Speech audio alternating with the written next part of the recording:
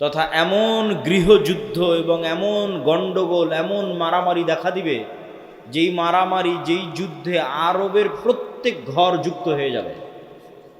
আরবের একটি ঘরও মুক্ত থাকবে না, পৃথিবীর সব ঘর নয়, আরবের প্রত্যেক ঘর যুক্ত হয়ে যাবে। তারপরে রাসূল সাল্লাল্লাহু আলাইহি ওয়াসাল্লাম বললেন, সুম্মা হুদনাতুন বাইনাকুম ওয়া বাইনার রোম। তারপর একটা চুক্তি হবে, ঐতিহাসিক চুক্তি তোমাদের মধ্যে আর রোমানদের মধ্যে। এই চুক্তির প্রেক্ষাপটে রোমান, খ্রিস্টান এবং মুসলমানেরা এক তৃতীয় পক্ষের বিরুদ্ধে যুদ্ধ করবে। সেই তৃতীয় পক্ষের বিরুদ্ধে যুদ্ধে মুসলমান এবং খ্রিস্টানেরা বিজয়ী হবে। তারপরে কোনো একজন খ্রিস্টান ক্রুশ উঁচিয়ে ধরে বলবে, এটার কারণে আমরা বিজয় হয়েছি। তখন এক মুসলমান ক্ষিপ্ত হয়ে গিয়ে ওই ক্রুশকে ভেঙে দিবে, কিছু বর্ণনায় আছে ওই ব্যক্তিকে হত্যা করবে। স্বেচ্ছাসেবক ভাইদের অনুরোধ করব, আপনারা পিছনে বসার ব্যবস্থা করেন। বসার ব্যবস্থা না থাকার কারণে মানুষ দাঁড়িয়ে আছে। তো ক্রুশ ভেঙে ফেলা অথবা ক্রুশ উত্তোলনকারী ব্যক্তিকে হত্যার মাধ্যমে রোমান, খ্রিস্টান এবং মুসলমানেরা মুখোমুখি দাঁড়িয়ে যাবে। আর রোমান খ্রিস্টানদের সাথে মুসলমানদের এই যুদ্ধ হবে পৃথিবীর ইতিহাসের সবচেয়ে ভয়াবহ যুদ্ধ। মালহামা নামটি এখন অনেক পরিচিত, আর ইংরেজিতে আরমাগেডন নামটি অনেক পরিচিত। বাইবেলের প্রফেসি অনুযায়ী শেষ জামানায় এক ভয়ঙ্কর যুদ্ধ হবে, যেটিকে তারা বলে আরমাগেডন, ভয়ঙ্কর যুদ্ধ। ওইটারই ইসলামিক টার্মিনোলজি, পরিভাষা অনেকেই মনে করে যে আল মালহামা বা আল মালহামা আল কুবরা, ভয়ঙ্কর যুদ্ধ। যেই যুদ্ধের মতো ভয়ঙ্কর যুদ্ধ অতীতে কোনোদিন হয়নি, পরে ভবিষ্যতে আর কোনোদিন হবে না। এই যুদ্ধটা কাদের কাদের মধ্যে সংঘটিত হবে? খ্রিস্টান রোমানদের মধ্যে এবং মুসলমানদের মধ্যে। রাসূলুল্লাহ সাল্লাল্লাহু আলাইহি ওয়াসাল্লামের ভাষা অনুযায়ী সেই দিন খ্রিস্টানেরা একত্রিত হবে তাহতা সামানিনা রায়াহ, ৮০টি পতাকার অধীনে। তাহতা কুল্লি রায়াতিন, প্রত্যেক পতাকার অধীনে ইসনা আশারা আলফ, ১২,০০০ করে সেনাবাহিনী থাকবে, যোদ্ধা, ফাইটার। তো ৮০টি পতাকার অধীনে ১২,০০০ করে সেনাবাহিনী থাকলে ক্যালকুলেটরে চাপলে দেখবেন প্রায় ৯.৫ লক্ষ থেকে ১০ লক্ষ মানুষ নয়, শুধু যোদ্ধা, তথা ১০ লক্ষ যোদ্ধা একত্রিত হবে মুসলমানদের বিরুদ্ধে যুদ্ধ করার জন্য। রাসূল সাল্লাল্লাহু আলাইহি ওয়াসাল্লাম এই যুদ্ধের জায়গার নামও বলে দিয়েছেন, বলেছেন লা তাকুমুস সাআ, ততদিন কিয়ামত হবে না, যতদিন না হাত্তা তুকাতিলুনার রোম, যতদিন না তোমরা রোমানদের বিরুদ্ধে যুদ্ধ করেছো বিল আমাক আও বিদাবিক, আমাক এবং দাবেক নামক জায়গায় যতদিন না তোমরা রোমানদের বিরুদ্ধে যুদ্ধ না করেছো, ততদিন কিয়ামত হবে না। তো এই আমাক এবং দাবেক নামক জায়গাটি বর্তমান সিরিয়া এবং তুরস্কের সীমান্তবর্তী অঞ্চল। সিরিয়ার সীমান্তবর্তী ইদলিব, আলেপ্পো, আরবিতে বলে হালব, ইংরেজিতে বলে আলেপ্পো। এই হালব বা আলেপ্পোর হচ্ছে তুরস্কের সাথে লাগানো একটি সিরিয়ান শহর। এই সীমান্তবর্তী অঞ্চলেই এই জায়গাগুলো আছে মর্মে যারা ইতিহাসবিদ, যারা মানচিত্র নিয়ে গবেষণা করেন, তাদের দাবি। আল্লাহু আলাম। এই যুদ্ধের ভয়াবহতা বলতে গিয়ে রাসূলুল্লাহ সাল্লাল্লাহু আলাইহি ওয়াসাল্লাম বললেন, সেই দিন এই যুদ্ধে এত মানুষ মারা যাবে। আরেক বর্ণনা অনুযায়ী এই যুদ্ধ প্রায় ৪ দিন ব্যাপী চলবে, পঞ্চম অথবা ষষ্ঠতম দিনে গিয়ে বিজয় হবে, অথবা চতুর্থ। তো ৪ দিন যুদ্ধ চলবে। প্রথম ৩ দিন ফলাফল ছাড়াই যুদ্ধ শেষ হবে, শুধু মৃত্যু আর লাশ, লাশের সারি আর মৃত্যু। আর চতুর্থতম, পঞ্চমতম অথবা ষষ্ঠতম দিনে গিয়ে বিজয় নির্ধারণ হবে মুসলমানদের। লাশের সংখ্যা এবং সারি বলতে গিয়ে রাসূল সাল্লাল্লাহু আলাইহি সাল্লাম বলেছেন যে একটি পাখি যদি আকাশে উড়ে, তাহলে ১ মাস উড়লেও মানুষের লাশ যেহেতু শেষ হবে না, লাশের দুর্গন্ধ যেহেতু শেষ হবে না, সেহেতু পাখি দুর্গন্ধমুক্ত ফাঁকা জায়গায় বসতেও পারবে না, পাখি পড়ে মারা যাবে, তবুও কোনো ভালো বসার মতো ফাঁকা জায়গা পাবে না 1 মাস উড়লেও। তাহলে এখান থেকে একটা পাখিকে উড়িয়ে দিলে 1 মাসে সে যতদূর যাবে, এই পুরো এরিয়া যদি চতুর্দিক থেকে মাপা হয় তো দেখা যাবে সবই লাশ। তাহলে কত লক্ষ কত কোটি মানুষের লাশ হতে পারে আল্লাহু আলাম। রাসূল সাল্লাল্লাহু আলাইহি ওয়াসাল্লাম বলছেন, গনিমতের বন্টনে কেউ সন্তুষ্ট হবে না। কেন? ওয়ারিসই নাই। সন্তুষ্টি কেমনে হবে? ওয়ারিস নাই। ওয়ারিস নাই কেন? এক বংশে যদি 100 জন সদস্য থাকে তো 99 জনই মারা যাবে, একজন বেঁচে থাকবে, তাহলে তো কোনো ওয়ারিস নাই। যেহেতু কোনো ওয়ারিস নাই সেহেতু কোনো আনন্দ নাই। তো গনিমতের মাল বন্টনে আনন্দ হবে না, কেননা ওয়ারিস বিহীন হবে সবাই, পুরো বংশের সব মারা যাবে, একজন বেঁচে থাকবে। রাসূলুল্লাহ সাল্লাল্লাহু আলাইহি ওয়াসাল্লাম এই মালহামা বা এই ভয়ঙ্কর যুদ্ধ এটির বর্ণনা দিতে গিয়ে বলেন, মুসলমানেরা সেই দিন 3 ভাগে বিভক্ত হবে। সুলুসুন ইয়াহজিমু, 3 ভাগের 1 ভাগ যুদ্ধের মাঠ থেকে পালিয়ে যাবে। লা ইয়াতুবুল্লাহু আলাইহিম আবাদান, আল্লাহ সুবহানাহু ওয়া তাআলা এদের তওবা কোনোদিন কবুল করবেন না।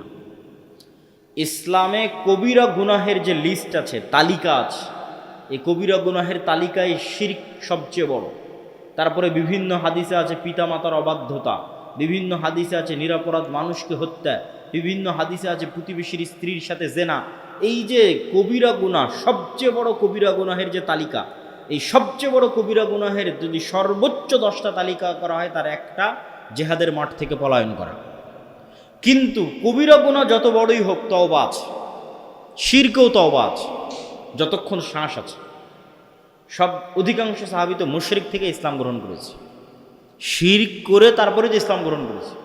এখনও যারা ইসলাম গ্রহণ করেছে তারা শিরক থেকে ইসলাম গ্রহণ করেছে। তাহলে শিরকের তওবা নাই মানে মৃত্যুর পরে কিয়ামতের মাঠে আল্লাহ চাইলে স্বেচ্ছায় এমন অনেক গুনাহ বান্দার মাফ করে দিতে পারে যেটার তওবাই ও করেনি। বুঝাতে না পারলে এটা আমার ব্যর্থতা।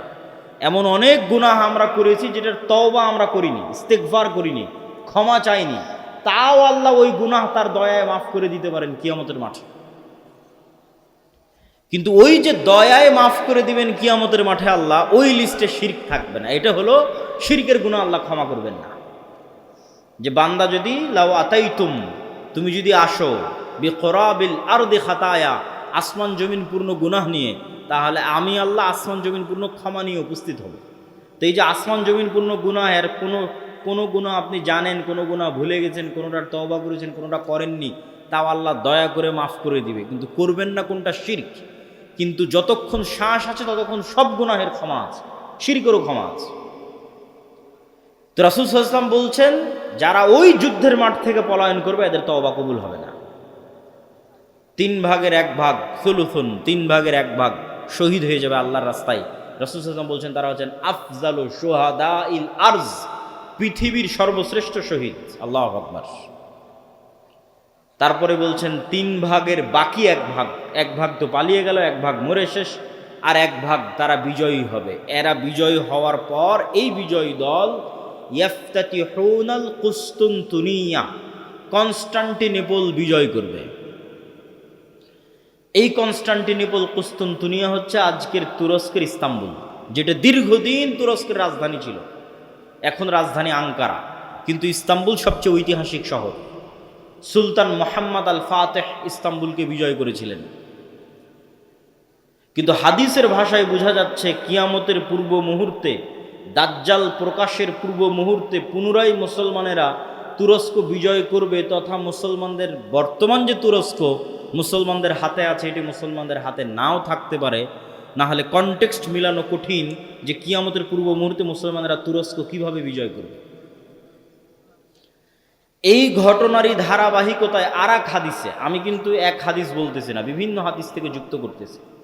আরেক হাদিসে রাসূলুল্লাহ সাল্লাল্লাহু আলাইহি ওয়াসাল্লাম বলেন, ততদিন পর্যন্ত কিয়ামত হবে না যতদিন না বানু ইসহাকের 70,000 মানুষ, ইসহাক আলাইহিস সালাতু ওয়াস সালামের বংশের, ইব্রাহিম আলাইহিস সালাতু ওয়াস সালামের বংশের 70,000 মানুষ যতদিন না এমন এক শহরে যুদ্ধ করছে, মাদিনাতুন এমন এক শহরে যুদ্ধ করছে জানিবুহাল বার ওয়া জানিবুহাল বাহার, যার এক পাশে সমুদ্র আর এক পাশে সমতল। কোন শহর? আলেম ওলামা মতভেদ করেছেন। কেউ বলেছেন এটি ইতালির রাজধানী রোম, কেউ বলেছেন এটি তুরস্কের ইস্তাম্বুল, কুস্তুনতুনিয়া, কনস্টান্টিনোপল।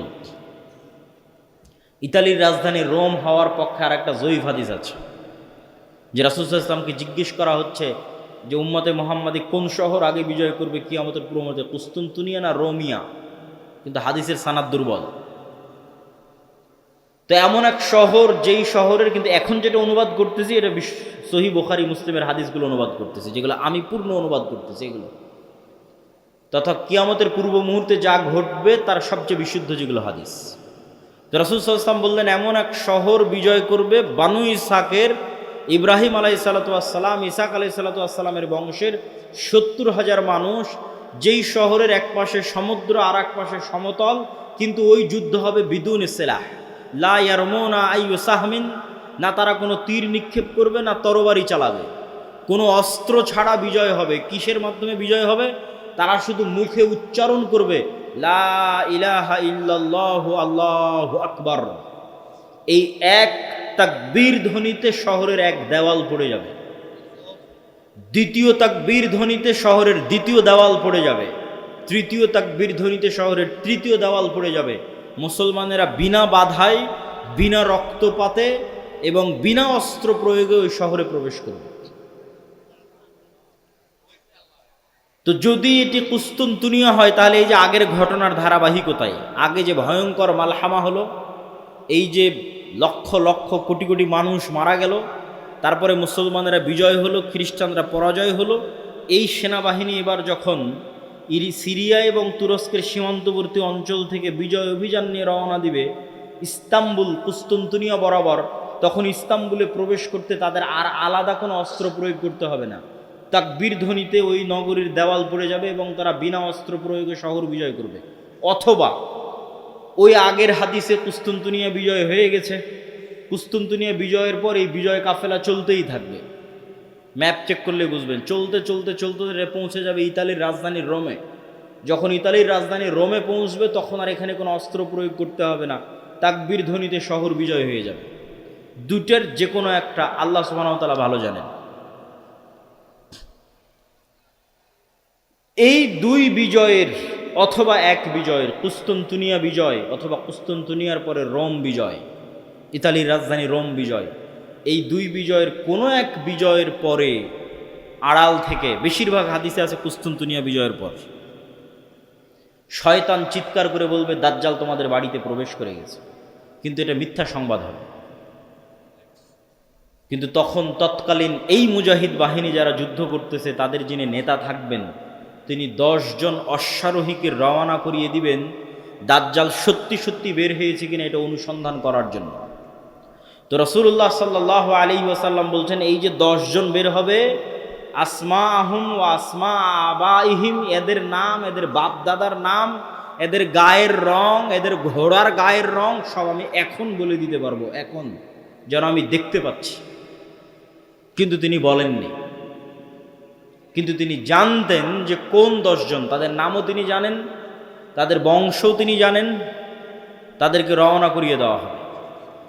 এই ঘটনার সাথে আরেকটা ঘটনা যুক্ত আছে যেটা না বললেই নয়। যেই দিন এই মালহামা হবে, এটা ছুটে গেছে বলতে, সেই দিন ওই হাদিসে রাসূল সাল্লাল্লাহু আলাইহি ওয়াসাল্লাম বলছেন ইয়াখরুজু মিনাল মাদিনা খিয়ারু আহলিল আরজ, মদিনা থেকে যুদ্ধ করার জন্য সিরিয়াতে এসে রোমানদের বিরুদ্ধে যুদ্ধ করবে, এই জন্য মদিনা থেকে তৎকালীন বিশ্বের খিয়ারু আহলিল আরজ, সবচেয়ে আল্লাহওয়ালা তাকওয়াবান পরহেজগার একদল মানুষ বের হবে। আল্লাহু আকবার। তৎকালীন বিশ্বের সবচেয়ে তাকওয়াবান আল্লাহওয়ালা পরহেজগার মানুষেরা তখন মদিনায় থাকবে, তাদের একটা জামাত এই যুদ্ধে অংশগ্রহণ করার জন্য মদিনা থেকে রওনা দেবে। তখন এই রোমান খ্রিস্টান এম্পায়ারের সেনাবাহিনীরা বলবে মদিনার মানুষ তোমাদের এখানে কাজ কি? খাল্লু বাইনানা ওয়া বাইনাল্লাযিনা সাবাউ মিন্না, আমাদের যুদ্ধ এই সিরিয়ার মানুষদের সাথে, তোমরা আমাদের রাস্তা ক্লিয়ার করে দাও, তোমাদের এই যুদ্ধে বাধা দেওয়ার কি দরকার? অথবা আমাদের মধ্যে থেকে আগের যুদ্ধের ধারাবাহিকতায়, মানে এর আগেও আরও অনেক যুদ্ধ হয়ে থাকতে পারে, ধারাবাহিকতায় আমাদের মধ্যে যারা তোমাদের কাছে বন্দী হয়ে আছে, বন্দী হওয়ার পর তারা তোমাদের দিন গ্রহণ করে নিয়েছে, ওদের সাথে আমাদের যুদ্ধ, তোমরা কেন ওদেরকে বাঁচাতে আসতেছো, এরকম একটা কনটেক্সট হাদিসের মধ্যে আছে। তখন মদিনার মানুষেরা উত্তরে বলবে, আমরা আমাদের ভাইদেরকে একাই ছেড়ে দিতে পারি না, অতএব এই যুদ্ধে আমরা অংশগ্রহণ করবই করব। এখানে ভাইদেরকে বলতে দুটোই উদ্দেশ্য হতে পারে, সিরিয়ার মুসলমানদেরকে অথবা রোমানদের মধ্যে যারা বন্দী হয়েছিল খ্রিস্টান, পরে মুসলমান হয়ে গেছে, ওদেরকে এরা চাচ্ছে নিয়ে নিতে, যে আমরা তো আমাদের লোকজনকেই চাচ্ছি, তোমাদের কি সমস্যা। ওদেরকে বাঁচাতে এরা বলবে, না আমাদের মুসলিম ভাইদেরকে আমরা একাই ছেড়ে দিতে পারি না, তখনই যুদ্ধ হবে।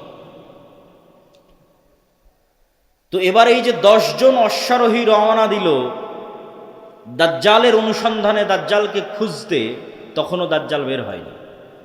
তো কিন্তু মুজাহিদ বাহিনী হতবিহব্বল, তটস্থ, হতভম্ব হয়ে যাবে, কেননা দাজ্জালের ফিতনা পৃথিবীর সবচেয়ে বড় ফিতনা। আদম আলাইহিস সালাতু ওয়াস সালাম যেই ফিতনায় পা দিয়ে জান্নাত থেকে বের হয়ে গেছেন, ওটাও ফিতনা। আল্লাহ বললেন, এই গাছের নিকটে আসিও না, এই গাছের ফল খেও না, খেয়ে নিলেন। তো ফল খেতে নিষেধ করাটা ফিতনা, খেয়ে নিলেন, ফিতনায় পড়ে গেলেন, ফিতনা থেকে বাঁচতে পারলেন না। কাবিল হাবিলকে হত্যা করলো, এটাও ফিতনা। নূহ আলাইহিস সালাতু ওয়াস সালামের কওম আগের যুগের সৎ কর্মশীল পরহেজগার বান্দাদের মূর্তি বানিয়ে পূজা করতে লাগলো, ওটাও ফিতনা। লূত আলাইহিস সালাতু ওয়াস সালামের কওম জেনায় লিপ্ত হয়ে গেল, এটাও ফিতনা। কিন্তু এগুলো একটাও ফিতনা দাজ্জালের ফিতনার মতো বড় নয়, এটা বুঝতে হবে। দাজ্জালের ফিতনা আকবারু ফিতান আলা ওয়াজহিল আরজ। আদম আলাইহিস সালাম যেই ফিতনায় পা দিয়েছেন ওইটার চাইতে, কাবিল যে ফিতনায় পা দিয়েছিল ওইটার চাইতে, নূহ আলাইহিস সালামের কওম যে ফিতনায় পা দিয়েছিল ওইটার চাইতে, আদ সামুদ কওমে লূত তারা যেই ফিতনায় পা দিয়েছিল ওইটার চাইতে সবচেয়ে বড় ফিতনা দাজ্জালের ফিতনা। আর এই ফিতনা মোকাবেলা করবে উম্মতে মুহাম্মদ, সর্বশ্রেষ্ঠ উম্মত মোকাবেলা করবে পৃথিবীর সবচেয়ে বড় ফিতনার। কেন দাজ্জালের ফিতনা সবচেয়ে ভয়ঙ্কর, এটাও বুঝতে হবে আপনাকে। আমি স্বেচ্ছাসেবক ভাইদের আবারও দৃষ্টি আকর্ষণ করছি যে আমাদের ডানে লোকজনের সংখ্যা বেশি হয়েছে এবং বামে এখনো ফাঁকা আছে। বামে একটু বসার ব্যবস্থা এবং মানুষজনকে এইদিকেও একটু বসার জন্য উদ্বুদ্ধ করা। প্রিয় উপস্থিতি, কেন দাজ্জালের ফিতনা সবচেয়ে ভয়াবহ? দেখেন, কওমে নূহ আলাইহিস সালামের কওম যখন বড় বড় আল্লাহওয়ালা পীর বুজুর্গ দিনদার মানুষের মূর্তি বানালো, তখন তারাও জানতো যে এই মূর্তির কোনো ক্ষমতা নাই। ইয়া আবাতি লিমা তা'বুদু মা লা তাসমাউ। ইব্রাহিম আলাইহিস সালাম বাপকে বলছে, হে আমার বাপ, এমন মূর্তির কেমনে ইবাদত করো যে শুনতেও পায় না, দেখতেও পায় না। তাহলে আগের যুগের মানুষ যে মূর্তির ইবাদত করতো অথবা এখনো করে, তাদের সাথে কোরআনের যে তর্ক বিতর্ক, ওই তর্ক বিতর্কের মানদণ্ড হচ্ছে, তোমরা যেই সমস্ত বাতিল ইলাহের পূজা করো এদের রব হওয়ার ক্ষমতা নাই। রব হওয়ার ক্ষমতা নাই মানে কথা বলার ক্ষমতা নাই, শোনার ক্ষমতা নাই, দেখার ক্ষমতা নাই, সৃষ্টির ক্ষমতা নাই। এরা একটা মাছি বানাতে পারবে না, মশা বানাতে পারবে না, এরা একটা খেজুরের বিচির দানার উপরের যে পাতলা আবরণ থাকে ওটার পর্যন্ত এরা মালিক নয়। তাহলে যে রব নয়, ও ইবাদতের যোগ্য কেমনে হয়? রব তো আমি, আসমান জমিন আমি বানিয়েছি, সূর্য চন্দ্র আমি বানিয়েছি, ইবাদত আমার করো, এই দিয়ে কোরআন পরিপূর্ণ। এটা মানুষের বুঝতে সহজ যে এর ক্ষমতা নাই, কেন এর ইবাদত করবে। কিন্তু এই কনটেক্সট অচল হয়ে যাবে যখন দাজ্জাল আসবে। কেন দাজ্জাল রব যা যা করতে পারে তার প্রায় সব কিছুই করে দেখাবে।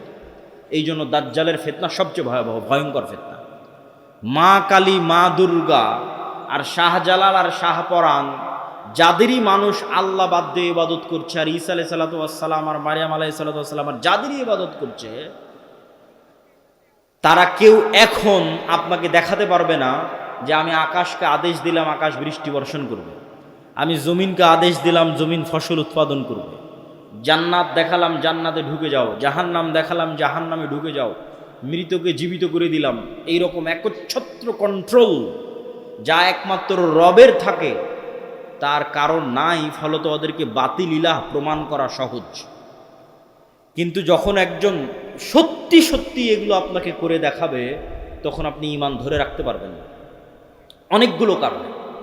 এক নাম্বার কারণ, যারা ধরেন আগে থেকেই শক্তিশালী কোনো কিছু দেখলেই আরে বাবা এ তো অনেক বড় অলিয়া উলিয়া কবিরাজ, অনেক কিছু করতে পারে, দেখলেই যাদের অন্তরে ভয় ঢুকে যায়, মনে হয় না এর কাছে মনে হয় কোনো ক্ষমতা আছে, এরা তো এমনি দাজ্জালের পূজা করবে। যারা যুগ যুগ মূর্তির পূজা করেছে, মাজারের পূজা করেছে, এদের বাধা হবে না। ওরা দাজ্জালের ক্ষমতা পাওয়ার দেখে মনে করবে অনেক বড় উলিয়া আল্লাহ চলে এসেছে, অনেক বড় কারামতে আউলিয়া চলে এসেছে, অতএব এখন আর ইবাদত করে, এখন আর পূজা করলে সমস্যা নেই। তো একদল তো এমনি পথভ্রষ্ট হয়ে যায়। আরেক দল মানুষ থাকে যারা মোটামুটি আল্লাহর উপর ঈমান রাখে, কিন্তু ইস্তেকামা, ঈমানের উপর ইস্তেকামার জন্য সবর লাগে, সবর করার ক্ষমতা এবং সাহস এদের নাই। এদের দেখবেন এখন দুনিয়াবি ক্ষমতা যাদের কাছে, ওদের ওখানে গিয়ে সিজদা দিচ্ছে। আজ থেকে 6-7 মাস আগে 16 বছর যাদের কাছে ক্ষমতা ছিল, ওদের কাছে গিয়ে সিজদা দিয়েছে। ক্ষমতার বাইরে এরা চিন্তা করতে পারে না। ক্ষমতা যেখানে, এদের কেবলা এবং মারকাজ সেখানে। এবং আপনি যদি নিজের জায়গায় দাঁড়িয়ে চিন্তা করেন, আজকে তেলের যে সংকট, আমি দাজ্জালের ফিতনার ভয়াবহতা বোঝানোর জন্য আপনাকে বলতেছি, তেলের যে সংকট, মাঝে মধ্যে আমার মনে হয় আল্লাহ আমাদের ফিতনা থেকে হেফাজত করুক, যে এখন যদি কেউ এসে বলে আব্দুল্লাহ তোমার গাড়িতে তো তেলের দরকার, তো এইটা করলে তোমাকে তেল দেওয়া হবে, ধরো তুমি আর 500 টাকা বেশি দিলে তেল দিয়ে দেবো, বা তুমি এই অপরাধটা করলে তোমাকে তেল দিয়ে দিব। তো কত মানুষ হল, ঠিক আছে ভাই সমস্যা নেই, আমার গাড়িতে তেল দেন, আমি করে দিচ্ছি। এখন কোনো একটা দেশকে যদি বলা হয় যে সব তেলের কন্ট্রোল আমার হাতে, এটা করো তেল পাবা, নাহলে কিন্তু আবাদও বন্ধ হয়ে যাবে। আমরা মনে করি তেল মানে দিয়ে শুধু গাড়ি চলে, পেট্রোকেমিক্যাল থেকে সকল সার উৎপাদন হয়, সব কোনো সারই আর তৈরি হবে না। সার না হলে আপনি চাষ করবেন কি দিয়ে? স্যালো মেশিন স্টার্ট না দিলে পানি তুলবেন কোথায় থেকে? তো তেল মানে শুধু গাড়ি নয়, সবই, এখনকার আধুনিক সভ্যতার সবই তেল। তা আমি তেল দিব না আপনাকে, তা আপনিও বুঝতে পারছেন যে আপনি সবই করে ফেলবেন তেল নেওয়ার জন্য। তো কোরআন এবং হাদিসে তো এর চেয়ে বড়টা বলা আছে, তেলের কথা বলা নেই, সরাসরি আকাশের বৃষ্টির কথা বলা আছে, জমিনের ফসলের কথা বলা আছে ডাইরেক্ট, যে দাজ্জাল ইরাক এবং শাম এই দুই দেশের মধ্যের সীমানা দিয়ে যেতে থাকবে। কোনো এক নগরীর মানুষের কাছে এসে বলবে, এই তোমরা আমার উপর ঈমান আনছো? তারা বলবে, জি জাহাপনা, জি প্রভু আপনার উপর ঈমান আনলাম। ওদের জন্য দাজ্জাল টাকা পয়সা, ধন দৌলত, রুজি রুটির এত বড় ব্যবস্থা